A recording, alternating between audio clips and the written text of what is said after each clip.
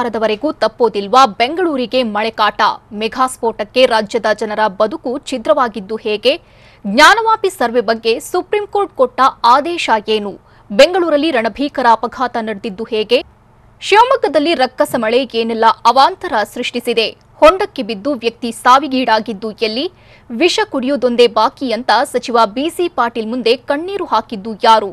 ನೋಡೋಣ ರಣಮಳೆ news ಎಕ್ಸ್‌ಪ್ರೆಸ್‌ನಲ್ಲಿ.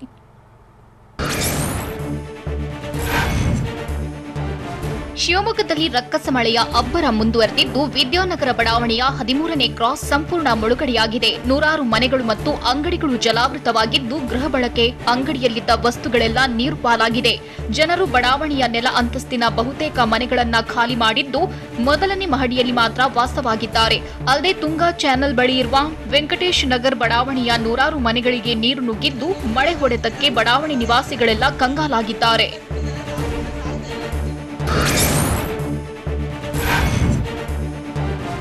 ವರ್ಣನ ಆರ್ಭಟಕ್ಕೆ Shivamogga ತತ್ತರಿಸಿದ್ದು Vidyanagar ward ಮುಳುಗಿ ಹೋಗಿದೆ. ಮಳೆಗೆ ವಿದ್ಯಾನಗರ ನದಿಯಂತಾಗಿದ್ದು ರಸ್ತೆಯ ಮೇಲೆ ಮೊಣಕಾಲುದ್ದ ಪ್ರವಾಹದ ನೀರು ನಿಂತಿದೆ. ಮನೆಗಳಲ್ಲಿ ವಾಸ ಮಾಡದಂತಹ ಪರಿಸ್ಥಿತಿ ನಿರ್ಮಾಣವಾಗಿದ್ದು ಕಳೆದ 2 ದಿನಗಳಿಂದ ಮಳೆ ನೀರು ಖಾಲಿಯಾಗದೆ ನಿಂತಿದೆ.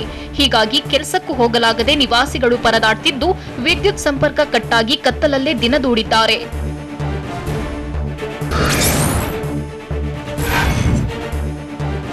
ಶಿವಮೊಗ್ಗದಲ್ಲಿ ಮಳೆ ಮುಂದುವರೆದಿದ್ದು ಸಾಕಷ್ಟು ಅವಾಂತರಗಳು ನಡೆಯುತ್ತಿವೆ. ವಿದ್ಯಾನಗರದಲ್ಲಿ ಆಹಾರ ನೀರಿಲ್ಲದೆ ಗರ್ಭಿಣಿ ಪರದಾಡಿದ್ದಾಳೆ. ತುಂಬು ಗರ್ಭಿಣಿ ಮಳೆಯಿಂದಾಗಿ ಸಂಕಷ್ಟಕ್ಕೆ ಸಿಲುಕಿದ್ದು 2 ದಿನಗಳಿಂದ ಕರೆಂಟ್ ಇಲ್ಲ, ಮಲಗಲು ಜಾಗವಿಲ್ಲದೆ ಪರದಾಡಿದ್ದಾರೆ. ಮನೆಯಲ್ಲಿ ನೀರು ತುಂಬಿ ಅಗತ್ಯ ವಸ್ತುಗಳು ನಾಶವಾಗಿವೆ. ನಮ್ಮ ಗೋಳು ಕೇಳಲು ಯಾವ ಅಧಿಕಾರಿಗಳು ಬಂದಿಲ್ಲ ಅಂತ ಹೆರಿಗೆ ಸಂದರ್ಭದಲ್ಲೇ ಗರ್ಭಿಣಿ ಕಣ್ಣೀರು ಹಾಕಿದ್ದಾರೆ.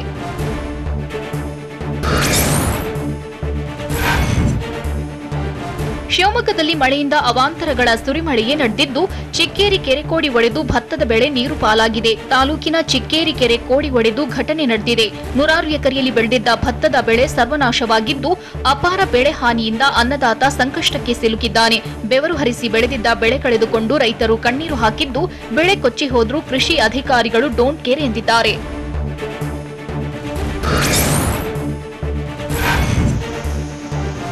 ದಾವಣಗೆರೆಯಲ್ಲಿ ಮಳೆ ಆರ್ಭಟಕ್ಕೆ ರಸ್ತೆಯಲ್ಲಿ ನೀರು ನದಿಯಂತೆ ಹರಿಯುತ್ತಿದೆ. ಹೀಗಾಗಿ ಹೊನ್ನಾಳಿ ತಾಲೂಕಿನಲ್ಲಿ ನಾಗರಿಕರ ಬದುಕೆ ಅಧ್ವಾನವಾಗಿದೆ.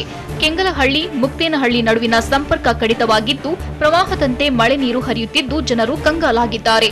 ಚನ್ನಗಿರಿ ತಾಲೂಕಿನಲ್ಲೂ ಮಳೆಯಿಂದಾಗಿ ಅವಾಂತರ ಸೃಷ್ಟಿಯಾಗಿದ್ದು ಚಿರಡೋಣಿಯಲ್ಲಿ 33 ಮನೆಗಳಿಗೆ ಮಳೆ ನೀರು ನುಗ್ಗಿದೆ. ಸದ್ಯ 87ಕ್ಕೂ ಹೆಚ್ಚು ಜನರನ್ನ ಬೇರೆಡೆಗೆ ಸ್ಥಳಾಂತರ ಮಾಡಲಾಗಿದೆ.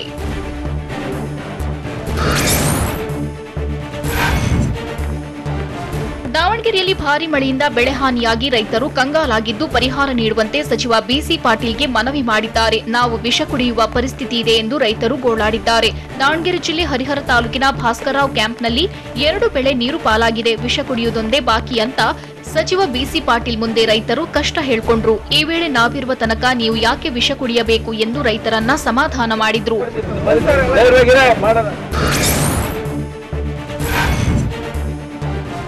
ದಾವಣಗೆರೆ ಪ್ರವಾಹದಲ್ಲಿ ಸಿಲುಕಿದ್ದ ನಾಯಿ ಮರಿಗಳನ್ನ ರಕ್ಷಣೆ ಮಾಡಿದ್ದಾರೆ. ಹರಿಹರದ ಒಡೆಯರಹಳ್ಳಿಯಲ್ಲಿ 2 ದಿನಗಳಿಂದ ಜಲಾವೃತವಾದ ಮನೆಯಲ್ಲಿದ್ದ ನಾಯಿ ಸಿಲುಕಿತ್ತು. ಹೀಗಾಗಿ ಡ್ಯಾಂ ಹಿನ್ನೀರಿನಲ್ಲಿ ಸಿಲುಕಿದ್ದ ನಾಯಿ ಮರಿಗಳು ಹಾಗೂ ತಾಯಿ ನಾಯಿಯನ್ನ ಟಿವಿಎನ್ ಜತೆ ತೆಪ್ಪದಲ್ಲಿ ಬಂದು ಸ್ಥಳೀಯರು ರಕ್ಷಿಸಿದ್ದಾರೆ. ಮೀನುಗಾರ ಕಿಟ್ಟಪ್ಪ ಎಂಬುವರು ನಾಯಿ ಮರಿಗಳನ್ನ ರೆಸ್ಕ್ಯೂ ಮಾಡಿದ್ದಾರೆ.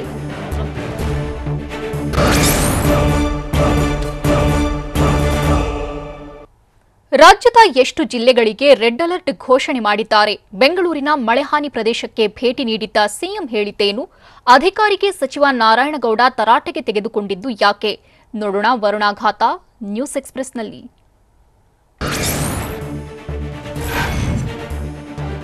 ರಾಜ್ಯದಲ್ಲಿ ಹವಾಮಾನ ಇಲಾಖೆಯಿಂದ ಶಾಕಿಂಗ್ ಸುದ್ದಿ ನೀಡಿದ್ದು ಬೆಂಗಳೂರು ಕರಾವಳಿ ಮಲೆನಾಡು ಭಾಗದ ಜನರು ಎಚ್ಚರಿಕೆಯಿಂದ ಇರಬೇಕಾಗಿದೆ.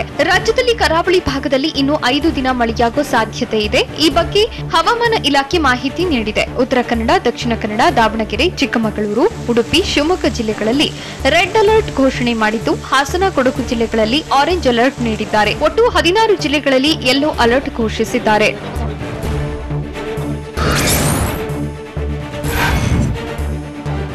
ಮಹಾಮಳೆಗೆ ಬೆಂಗಳೂರಿನ ಹೊರಮಾವು ಬಳಿಯ ಸಾಯಿ ಲೇಔಟ್ ದ್ವೀಪದಂತಾಗಿದೆ. ಊಟ ಕುಡಿಯುವ ನೀರಿಗಾಗಿ ಸಂತ್ರಸ್ತರು ಪರದಾಡುತ್ತಿದ್ದಾರೆ. ಹೀಗಾಗಿ ಸಾಯಿ ಲೇಔಟ್ನಲ್ಲಿ ಇಸ್ಕಾನ್ನಿಂದ ಊಟದ ವ್ಯವಸ್ಥೆ ಮಾಡಲಾಗಿದೆ. ನಿನ್ನೆ ಮತ್ತು ಇಂದು ಉಚಿತವಾಗಿ ಊಟ ಹಂಚಿಕೆ ಮಾಡಿದ್ದಾರೆ. ಇನ್ನು ಭಾರೀ ಮಳೆ ವಿದ್ಯಾರ್ಥಿನಿ ಸಂಭ್ರಮವನ್ನ ಕಸಿದಿದೆ. ಮಳೆಯಿಂದಾಗಿ ಮನೆಯ ವಸ್ತುಗಳೆಲ್ಲ ನಾಶವಾಗಿದೆ. ತನ್ನ ಎಲ್ಲಾ ಪುಸ್ತಕಗಳು ಹಾಳಾಗಿವೆ. ಜೂನಿಯರ್ಸ್ಗೆ ಬುಕ್ ಕೊಡಬೇಕಿತ್ತು ಎಂದು ಅಳಲು ತೋಡಿಕೊಂಡಿದ್ದಾಳೆ. ತಮ್ಮನ ಬುಕ್ ಎಲ್ಲವೂ ನಂದು ಹೋಗಿದೆ. ಸಿಎಂ ಪರಿಹಾರ ಘೋಷಣೆ ಬೆನ್ನಲ್ಲೇ ಸರ್ವೆ ಕಾರ್ಯ ಹೊರಮಾವಿನ ಸಾಯಿ ಬಡಾವಣೆಯಲ್ಲಿ ಬಿಬಿಎಂಪಿ ಸಿಬ್ಬಂದಿ ಮನೆ ಸರ್ವೆ ಆರಂಭಿಸಿದ್ದಾರೆ. ಪರಿಹಾರ ಒದಗಿಸಲು ಬಿಬಿಎಂಪಿಯಿಂದ ಸಮೀಕ್ಷೆ ಮಾಡುತ್ತಿದೆ. ಮಳೆ ಹಾನಿಯಾದ ಪ್ರತಿ ಮನೆಗೆ 25,000 ರೂಪಾಯಿ ಪರಿಹಾರ ನೀಡುವುದಾಗಿ ಸಿಎಂ ಘೋಷಿಸಿದ್ರು. ಹೀಗಾಗಿ ಯಾವೆಲ್ಲ ವಸ್ತುಗಳು ಮಳೆ ನೀರಿನಿಂದ ಹಾನಿಯಾಗಿದೆ ಅಂತ ಪ್ರತಿ ಮನೆಯಲ್ಲೂ ಸಿಬ್ಬಂದಿ ಮಾಹಿತಿ ಕಲೆ ಹಾಕ್ತಿದ್ದಾರೆ.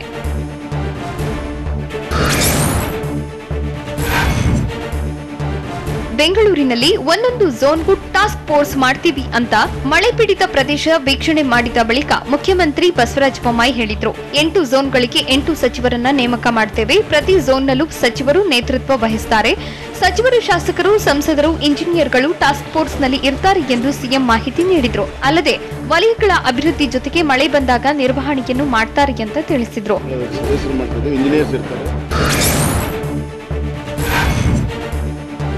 ವರುಣನ ಆರ್ಭಟಕ್ಕೆ ಬೆಂಗಳೂರು ನಲುಗಿ ಹೋಗಿದ್ದು ಪ್ರತಿಷ್ಠಿತ ಬಡಾವಣೆಗಳೆಲ್ಲ ಕೆರೆಯಂತಾಗುತ್ತಿವೆ.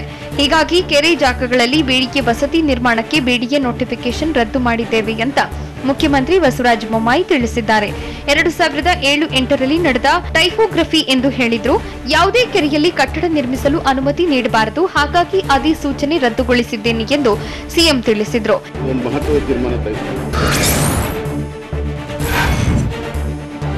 ಮಂಡ್ಯದ ಮಳೆ ಹಾನಿ ಪ್ರದೇಶಕ್ಕೆ ಸಚಿವ ನಾರಾಯಣಗೌಡ ಭೇಟಿ ನೀಡಿ ಸ್ಥಳೀಯರ ಸಮಸ್ಯೆ ಆಲಿಸಿದ್ರು. ಮಂಡ್ಯದ ಸ್ಲಂ ಕಾಲೋನಿ ಹಾಗೂ ಬಿಡಿ ಕಾಲೋನಿ ಜಲಾವೃತವಾಗಿ 10 ಮನೆಗಳಿಗೆ ನೀರು ನುಗ್ಗಿತ್ತು. ಹೀಗಾಗಿ ಸಚಿವ ನಾರಾಯಣಗೌಡ ಸ್ಥಳ ಪರಿಶೀಲನೆ ನಡೆಸಿದ್ರು. ಇದೇ ವೇಳೆ ನಗರಸಭೆ ಆಯುಕ್ತರಿಗೆ ಕರೆ ಮಾಡಿ ಎಇಇ ವಿರುದ್ಧ ಕಿಡಿಕಾರಿದ್ರು. ನಿಮ್ಮವನು ಮೈಸೂರಿನ ರಾಜನಂತೆ ಇದ್ದು ಬಂದಿದ್ದಾನೆ ಅಂತ ಫೋನ್ ಮಾಡಿ ತರಾಟೆಗೆ ತೆಗೆದುಕೊಂಡ್ರು.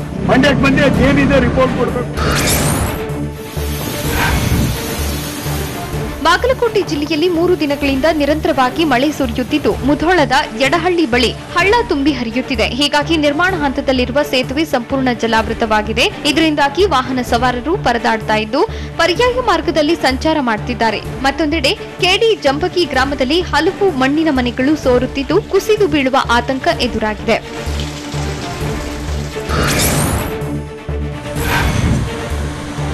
ಬಾಗಲಕೋಟೆ ಜಿಲ್ಲೆಯಲ್ಲಿ ನಿರಂತರ ಮಳೆಯಿಂದಾಗಿ ಧವಳೇಶ್ವರ ಸೇತುವೆ ಮುಳುಗಡೆಯಾಗಿದೆ. ರಬಕವಿ ಬನಹಟ್ಟಿ ತಾಲೂಕಿನ ಧವಳೇಶ್ವರ ಗ್ರಾಮದ ಸೇತುವೆ ಮೇಲೆ 2 ಅಡಿಯಷ್ಟು ನೀರು ಹರಿಯುತ್ತಿದೆ. ಧವಳೇಶ್ವರ ಗ್ರಾಮದಿಂದ ಬೆಳಗಾವಿ ಜಿಲ್ಲೆ ಮೂಡಲಗಿ ತಾಲೂಕಿನ ಧವಳೇಶ್ವರಕ್ಕೆ ಸಂಪರ್ಕ ಕಲ್ಪಿಸುವ ರಸ್ತೆಯ ಸೇತುವೆ ಮುಳುಗಡೆಯಾಗಿ ಸಂಚಾರ ಸ್ಥಗಿತವಾಗಿದೆ.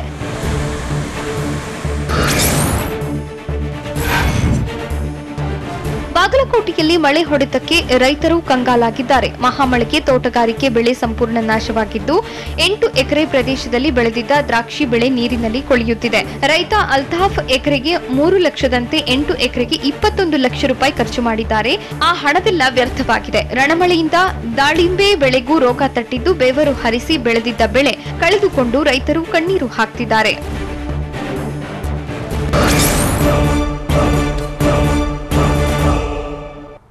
ಕೊಪ್ಪಳದಲ್ಲಿ ಒಂದೇ ರಾತ್ರಿಯಲ್ಲಿ ಭರ್ತಿಯಾದ ಡ್ಯಾಂನಿಂದ ಏನೆಲ್ಲ ಅವಾಂತರ ಸೃಷ್ಟಿಯಾಗಿದೆ?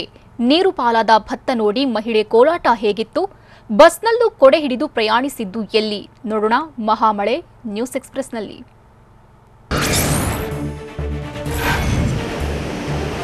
ಕೊಪ್ಪಳದಲ್ಲಿ ಭಾರೀ ಮಳೆಗೆ ಒಂದೇ ರಾತ್ರಿಯಲ್ಲಿ ಹಿರೇಹಳ್ಳ ಡ್ಯಾಂ ಭರ್ತಿಯಾಗಿದ್ದು ನೀರು ಬಿಡುಗಡೆಯಿಂದ ಅವಾಂತರ ಸೃಷ್ಟಿಯಾಗಿದೆ. ಕೊಪ್ಪಳದ ಹಿರೇಸಿಂಧೋಗಿ, ಚಿಕ್ಕಸಿಂಧೋಗಿ, ಕಾಟ್ರಳ್ಳಿ, ಮಂಗಳಾಪುರದ ರಸ್ತೆ ಸಂಪರ್ಕ ಕಡಿತವಾಗಿದೆ. ಅಲ್ಲದೆ ನೀರಿನ ರಭಸಕ್ಕೆ ವಿದ್ಯುತ್ ಕಂಬಗಳು ನೆಲಕ್ಕೆ ಉರುಳಿದ್ದು ರಸ್ತೆ ಮೇಲೆ ಹಳ್ಳದಂತೆ ನೀರು ಹರಿಯುತ್ತಿದೆ. ಗೇಟ್ ಓಪನ್ ಮಾಡದೇ ಇದ್ದಿದ್ರಿಂದ ನೀರು ಹಿಮ್ಮುಖವಾಗಿ ಹರಿದಿದ್ದು ನೀರಿನ ರಭಸಕ್ಕೆ ಮೋಟಾರ್ ಪಂಪ್ ಹಾಗೂ ವಿದ್ಯುತ್ ಬಾಕ್ಸ್ಗಳು ಕೊಚ್ಚಿ ಹೋಗಿವೆ. ಬ್ರಿಡ್ಜ್ ಕಂ ಬ್ಯಾರೇಜ್ ಪಕ್ಕದ ಜಮೀನುಗಳಿಗೆ ನೀರು ನುಗ್ಗಿದೆ.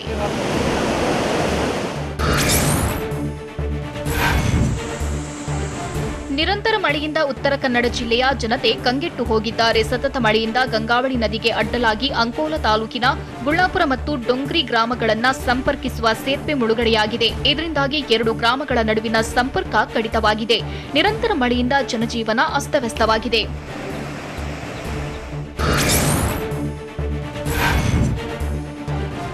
ಮಳೆ ನೀರಿನಲ್ಲಿ ಭತ್ತ ಮುಳುಗಿದ್ದಕ್ಕೆ ರೈತ ಮಹಿಳೆ ಗೋಳಾಡಿದ್ದಾರೆ. ದಾವಣಗೆರೆ ಜಿಲ್ಲೆಯ ಹರಿಹರ ತಾಲೂಕಿನ ಸಂಕ್ಲಿಪುರದಲ್ಲಿ ದೇವರ ಬೆಳಕೆರೆ ಪಿಕಪ್ ಡ್ಯಾಂನ ಹಿನ್ನೀರಿನಿಂದ ನೂರಾರು ಎಕರೆ ಭತ್ತದ ಗದ್ದೆಗಳು ಜಲಾವೃತವಾಗಿದೆ. ಪ್ರತಿ ಬಾರಿ ಮಳೆ ಬಂದಾಗ ರೈತರು ಇದೇ ಪರಿಸ್ಥಿತಿ ಅನುಭವಿಸುತ್ತಿದ್ದಾರೆ. ಹೀಗಾಗಿ ಗೋಳಾಡಿದ ರೈತ ಮಹಿಳೆ ಯಂಕಮ್ಮ ಹಿಡಿ ಶಾಪ ಹಾಕಿದ್ದಾರೆ.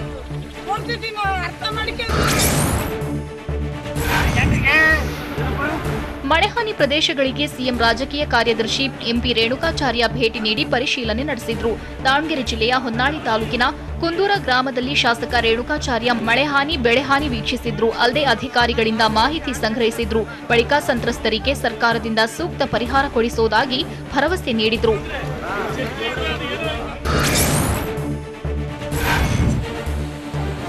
ಕೋಟೆನಾಡು ಚಿತ್ರದುರ್ಗ ಜಿಲ್ಲೆಯಲ್ಲಿ ಧಾರಾಕಾರ ಮಳೆಯಾಗುತ್ತಿದ್ದು ಮುಂಗಾರು ಆರಂಭದಲ್ಲೇ ಚಿಕ್ಕಮಧುರೆ ಕೆರೆ ಕೋಡಿ ಬಿದ್ದಿದೆ. ಚಳ್ಳಕೆರೆ ತಾಲೂಕಿನ ಚಿಕ್ಕಮಧುರೆ ಗ್ರಾಮದ ಕೆರೆ ತುಂಬಿ ಕೋಡಿ ಹರಿಯುತ್ತಿದೆ. ಕೆರೆ ತುಂಬಿರೋದ್ರಿಂದ ಗ್ರಾಮದ ಜನರು ಸಂತಸಗೊಂಡಿದ್ದಾರೆ.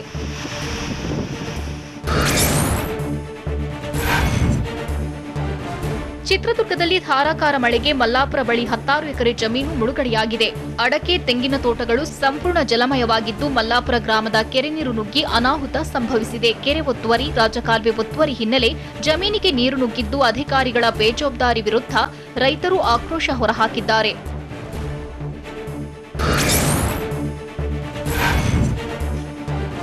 ಭಾರೀ ಮಳೆಯಿಂದಾಗಿ ಗದಗ ನಗರದ ಗಂಗಿಮಡಿ ಬಡಾವಣೆ ಸಂಪೂರ್ಣ ಜಲಾವೃತವಾಗಿದೆ. ಬಡಾವಣೆಯ 30ಕ್ಕೂ ಹೆಚ್ಚು ಮನೆಗಳಿಗೆ ಮಳೆ ನೀರು ನುಗ್ಗಿದ್ದು ಮನೆಯಲ್ಲಿದ್ದ ಗೃಹೋಪಯೋಗಿ ವಸ್ತುಗಳು ಸಂಪೂರ್ಣ ನೀರು ಪಾಲಾಗಿದೆ. ನಗರಸಭೆ ಅಧ್ಯಕ್ಷೆ ಅಧಿಕಾರಿಗಳಿಗೆ ಕರೆ ಮಾಡಿದ್ರೂ ಸ್ಪಂದಿಸುತ್ತಿಲ್ಲ ಅಂತ ಬಡಾವಣೆ ನಿವಾಸಿಗಳು ಆರೋಪಿಸಿದ್ದಾರೆ. ಹಲವು ಮನೆಗಳಲ್ಲಿ ನೀರು ನುಗ್ಗಿದ್ರಿಂದ ಜನಜೀವನ ಅಸ್ತವ್ಯಸ್ತವಾಗಿದ್ದು ಅಧಿಕಾರಿಗಳು ಜನಪ್ರತಿನಿಧಿಗಳ ವಿರುದ್ಧ ನಿವಾಸಿಗಳು ಆಕ್ರೋಶ ಹೊರಹಾಕಿದ್ದಾರೆ.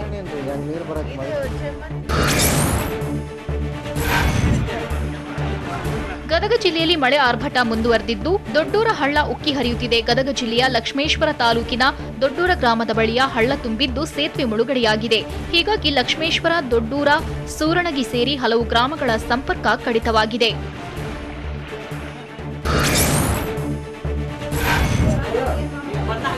ಧಾರವಾಡದಲ್ಲಿ ಮಳೆ ಅಬ್ಬರಿಸಿದ್ದು ಬಸ್ನಲ್ಲೂ ಕೊಡೆ ಹಿಡಿದು ಪ್ರಯಾಣಿಸಬೇಕಾದ ಅನಿವಾರ್ಯತೆ ಎದುರಾಗಿದೆ. ವರವ ನಾಗಲಾವಿಯಿಂದ ಧಾರವಾಡಕ್ಕೆ ಬಂದ ಬಸ್ ಸೋರುತ್ತಿದ್ದರಿಂದ ಪ್ರಯಾಣಿಕರು ಬಸ್ನಲ್ಲೇ ಕೊಡೆ ಹಿಡಿದುಕೊಂಡಿದ್ರು. ಇನ್ನು ಈ ಬಗ್ಗೆ ಟಿವಿ9 ಜೊತೆ ಮಾತನಾಡಿದ ಸಾರಿಗೆ ಸಚಿವ ಶ್ರೀರಾಮುಲು, ವರವ ನಾಗಲಾವಿ ಗ್ರಾಮಕ್ಕೆ ತಕ್ಷಣ ಬೇರೆ ಬಸ್ ಒದಗಿಸಲು ಅಧಿಕಾರಿಗಳಿಗೆ ಸೂಚಿಸಿದ್ದೇನೆ. ಟಿವಿ9ನಲ್ಲಿ ವರದಿ ನೋಡಿದ ಕೂಡಲೇ ಅಧಿಕಾರಿಗಳಿಗೆ ಆದೇಶ ಮಾಡಿದ್ದೇನೆ. ನಾಳೆಯೊಳಗೆ ಬೇರೆ ಬಸ್ ವ್ಯವಸ್ಥೆ ಆಗುತ್ತೆ ಅಂತ ತಿಳಿಸಿದ್ದಾರೆ.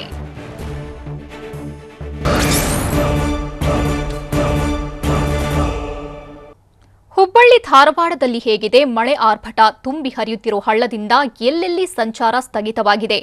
ಶಿಕ್ಷಣ ಸಚಿವರ ತವರಿನಲ್ಲೇ ನಡೆದ ಅವಘಡ ಏನು ನೋಡೋಣ ರಣಾರ್ಭಟ ನ್ಯೂಸ್ ಎಕ್ಸ್‌ಪ್ರೆಸ್‌ನಲ್ಲಿ.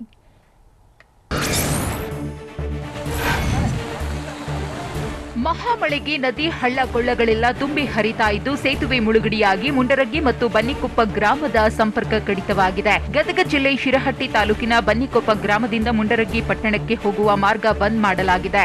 ತುಂಬಿ ಹರಿತಾ ಇರುವ ಹಳ್ಳದಿಂದ ರಸ್ತೆ ಸಂಚಾರ ಸ್ಥಗಿತಗೊಂಡಿದ್ದು ಮುಂಡರಗಿ ಪಟ್ಟಣಕ್ಕೆ ಹೋಗಲು ಜನ ಪರದಾಡ್ತಿದ್ದಾರೆ. ಶಿವಾಜಿನಗರ ಮತ್ತು ವರವಿ ಗ್ರಾಮದ ಮಧ್ಯದ ಸಂಪರ್ಕ ಕೂಡ ಕಡಿತವಾಗಿದೆ.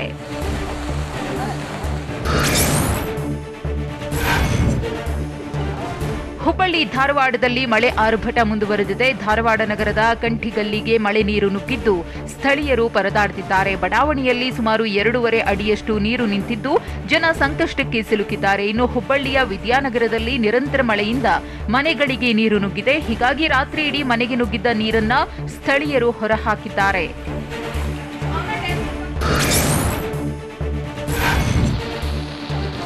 ಹುಬ್ಬಳ್ಳಿಯಲ್ಲಿ ಬೆಳಗ್ಗೆಯಿಂದ ಧಾರಾಕಾರ ಮಳೆ ಸುರಿದಿದೆ. ಹೀಗಾಗಿ ಹಳೆ ಹುಬ್ಬಳ್ಳಿಯ ಆನಂದನಗರದ ಉರ್ದು ಶಾಲೆಗೆ ನೀರು ನುಗ್ಗಿದೆ. ಶಾಲಾ ಆವರಣ ಸಂಪೂರ್ಣವಾಗಿ ಜಲಾವೃತವಾಗಿದ್ದು 2-3 ಅಡಿ ನೀರು ನಿಂತಿದೆ. ಈಗಾಗಲೇ ಧಾರವಾಡ ಜಿಲ್ಲೆಯಲ್ಲಿ ಇಂದು ಶಾಲಾ ಕಾಲೇಜಿಗೆ ರಜೆ ಘೋಷಣೆ ಮಾಡಿದ್ದು ಮಳೆ ನೀರಿನಲ್ಲಿ ವಿದ್ಯಾರ್ಥಿಗಳು ಪರದಾಡುವುದು ತಪ್ಪಿದೆ.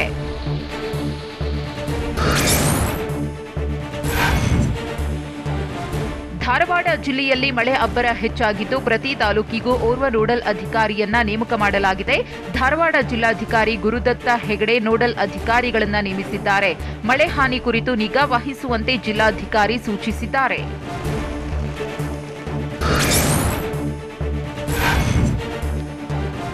ನಿರಂತರವಾಗಿ ಸುರಿತಾ ಇರುವ ಮಳೆಯಿಂದಾಗಿ ಶಿಕ್ಷಣ ಸಚಿವ ಬಿಸಿ ನಾಗೇಶ್ ತವರು ಜಿಲ್ಲೆಯಲ್ಲಿ ಅದೃಷ್ಟವಶತ್ ಕೂದಲೆಳೆ ಅಂತರದಲ್ಲಿ ಭಾರೀ ದುರಂತ ತಪ್ಪಿದೆ.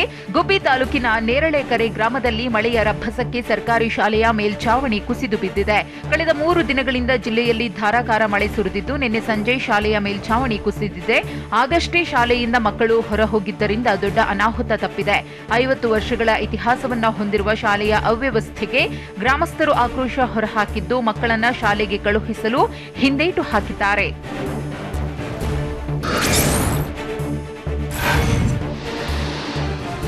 ದಾವಣಗೆರೆಯಲ್ಲಿ ಪಿಕಪ್ ಜಲಾಶಯದ ಹಿನ್ನೀರಿನಿಂದ ಬೆಳೆ ನೀರು ಪಾಲಾಗಿದೆ. ದಾವಣಗೆರೆ ಜಿಲ್ಲೆಯ ಹರಿಹರ ತಾಲೂಕಿನ ದೇವರಬೆಳಗೆರೆ ಗ್ರಾಮದ ಬಳಿ ಇರುವ ಪಿಕಪ್ ಡ್ಯಾಂನ ಹಿನ್ನೀರಿನಿಂದ ಸಾವಿರಾರು ಎಕರೆ ಪ್ರದೇಶದ ಬೆಳೆ ಮುಳುಗಡೆಯಾಗಿದೆ. ಅಲ್ಲದೆ 20ಕ್ಕೂ ಹೆಚ್ಚು ಕುಟುಂಬಗಳಿಗೆ ನೆರೆ ಭೀತಿ ಎದುರಾಗಿದೆ. ಡ್ಯಾಂ ಭರ್ತಿ ಆಗಿರುವುದರಿಂದ ಅಧಿಕಾರಿಗಳು ಜಲಾಶಯದ ಎಲ್ಲಾ ಗೇಟ್ ಓಪನ್ ಮಾಡಿ ನೀರು ಹೊರಬಿಟ್ಟಿದ್ದಾರೆ.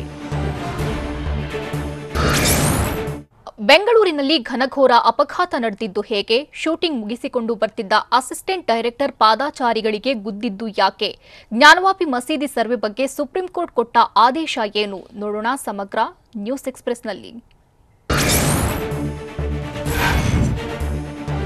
ಬಿಬಿಎಂಪಿ ಚುನಾವಣೆಗೆ ಕೊನೆಗೂ ಮುಹೂರ್ತ ಫಿಕ್ಸ್ ಆಗಿದ್ದು 8 ವಾರಗಳಲ್ಲಿ ಚುನಾವಣೆ ಪ್ರಕ್ರಿಯೆ ಆರಂಭಕ್ಕೆ ರಾಜ್ಯ ಚುನಾವಣಾ ಆಯೋಗಕ್ಕೆ ಸುಪ್ರೀಂ ಕೋರ್ಟ್ ಸೂಚನೆ ನೀಡಿದೆ.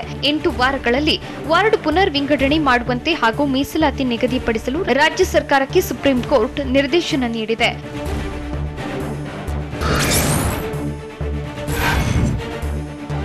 ಬಿಬಿಎಂಪಿ ಚುನಾವಣೆ ವಿರುದ್ಧದ ಮೇಲ್ಮನವಿ ಅರ್ಜಿ ವಿಚಾರಣೆ ನಡೆಸಿ ಸುಪ್ರೀಂ ಕೋರ್ಟ್ ರಾಜ್ಯ ಚುನಾವಣಾ ಆಯೋಗಕ್ಕೆ ಮಹತ್ವದ ಸೂಚನೆ ನೀಡಿದೆ.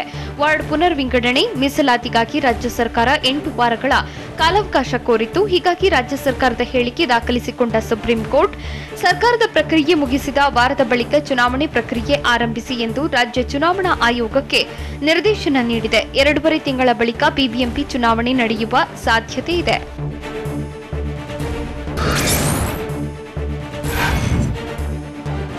ಬಿಬಿಎಂಪಿ ಚುನಾವಣೆ ನಡೆಸಲು ಆದೇಶಿಸಿರುವ ಸುಪ್ರೀಂ ಕೋರ್ಟ್ ಆದೇಶವನ್ನು ಸ್ವಾಗತಿಸುತ್ತೇವೆ ಅಂತ ಸಿಎಂ ಬೊಮ್ಮಾಯಿ ಹೇಳಿದ್ದಾರೆ. 8 ವಾರದಲ್ಲಿ ಚುನಾವಣಾ ಪ್ರಕ್ರಿಯೆ ಶುರುವಾಗಲಿದೆ. ಈ ಸಂಬಂಧ ಸಮಿತಿ ಕೂಡ ಮಾಡಿದ್ದೇವೆ. ಆದಷ್ಟು ಬೇಗ ಚುನಾವಣೆಯನ್ನ ಮಾಡುತ್ತೇವೆ. ನಾವು ಕೂಡ ಒಬಿಸಿ ಮೀಸಲಾತಿ ಇಲ್ಲದೆ ಚುನಾವಣೆ ನಡೆಸಲ್ಲ ಅಂತ ಹೇಳಿದ್ದೆವು. ಈಗ ನಮ್ಮ ಮನ್ನಣೆಯಂತೆ ಒಬಿಸಿ ಮೀಸಲಾತಿಯೊಂದಿಗೆ ಚುನಾವಣೆ ನಡೆಸಲು ಅನುಮತಿ ದೊರೆತಿದೆ.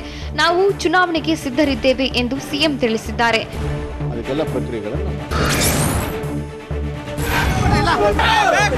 ದ್ರಾಕ್ಷಿಗೆ ಬೆಲೆ ಕುಸಿತಗೊಂಡಿದ್ದಕ್ಕೆ ಬೆಳೆಗಾರರು ಆಕ್ರೋಶಗೊಂಡಿದ್ದು ಚಿಕ್ಕಬಳ್ಳಾಪುರ ಜಿಲ್ಲಾಧಿಕಾರಿ ಕಚೇರಿ ಮುಂದೆ ದ್ರಾಕ್ಷಿ ಸುರಿದು ಪ್ರತಿಭಟನೆ ನಡೆಸಿದ್ದಾರೆ. ರೈತ ಸಂಘ ಹಾಗೂ ಹಸಿರು ಸೇನೆ ನೇತೃತ್ವದಲ್ಲಿ ಪ್ರತಿಭಟನೆ ನಡೆದಿದೆ. ದ್ರಾಕ್ಷಿ ಬೆಳೆಗೆ ನಷ್ಟ ಪರಿಹಾರ ನೀಡುವಂತೆ ಸರ್ಕಾರಕ್ಕೆ ಆಗ್ರಹಿಸಿದ್ದಾರೆ. ದ್ರಾಕ್ಷಿ ಬೆಲೆ ತೀವ್ರ ಕುಸಿತದಿಂದ ಬೆಳೆಗಾರರು ಕಂಗಾಲಾಗಿದ್ದು ಹಲವೆಡೆ ದ್ರಾಕ್ಷಿ ಕಟಾವು ಮಾಡಿ ತಿಪ್ಪೆಗೆ ಸುರಿಯುತ್ತಿದ್ದಾರೆ. ಚಿಕ್ಕಬಳ್ಳಾಪುರ ಜಿಲ್ಲೆಯಲ್ಲಿ 9350 ಎಕರೆಯಲ್ಲಿ ದ್ರಾಕ್ಷಿ ಬೆಳೆಯಲಾಗಿದೆ.